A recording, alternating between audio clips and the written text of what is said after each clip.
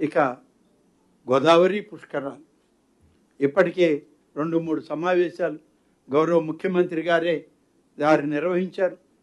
ఇప్పటికీ 12 మంది sub committee మంత్రులతోటి క్యాబినెట్ సబ్ కమిటీ వేశారు.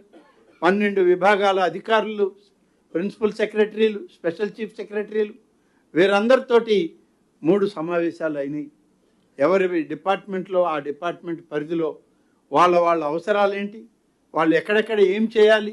గోదావరి పుష్కరాలు జూన్ 26, 2027 ప్రారంభమవుతుంది.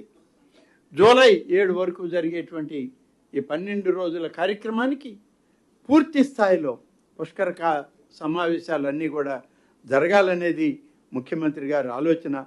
అందుకని ఆగమ పండితులు, వేదశాస్త్ర విజ్ఞానులు, తిరుమల తిరుపతి దేవస్థానం యొక్క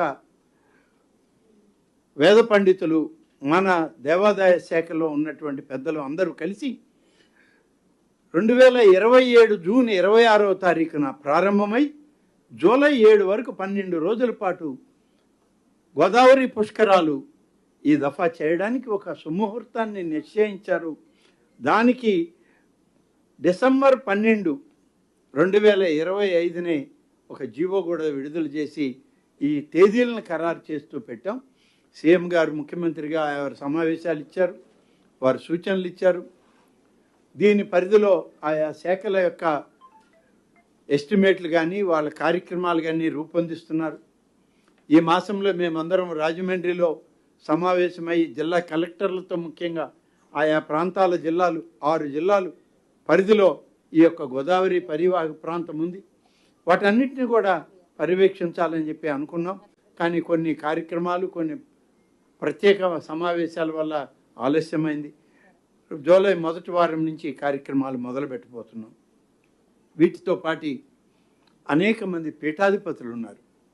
మన రాష్ట్రానికి, ముఖ్యంగా తెలుగు రాష్ట్రాలకి అత్యంత ముఖ్యమైనటువంటి పీఠాధిపతులు శృంగేరి పీఠాధిపతి వారు, అలాగే కంచి కామకోటి పీఠాధిపతి వారు, చిన్నజీయర్ స్వామి వారు, ఇలాంటి మన అహోబలి పీఠం, పుష్పగిరి పీఠం, అలాగే మంత్రాలయ పీఠం, ఇలాంటివి అనేకం ఉన్నాయి. ఈ పీఠాల వారందరితో కూడా సమాలోచనలు చేసి పెద్దల అందరి యొక్క సహకారం, వారి యొక్క ఆశీస్సులతో ఈ పుష్కరాలను విజయవంతం చేయడానికి ప్రభుత్వంలో పనిచేస్తున్నటువంటి మేమందరం వారి ఆశీస్సులతో ముందుకు వెళ్ళడానికే ఒక నిర్ణయం చేశాం. త్వరలోనే పెద్దల పీఠాధిపతులందరినీ ముఖ్యమంత్రి గారి ఆలోచనల మేరకు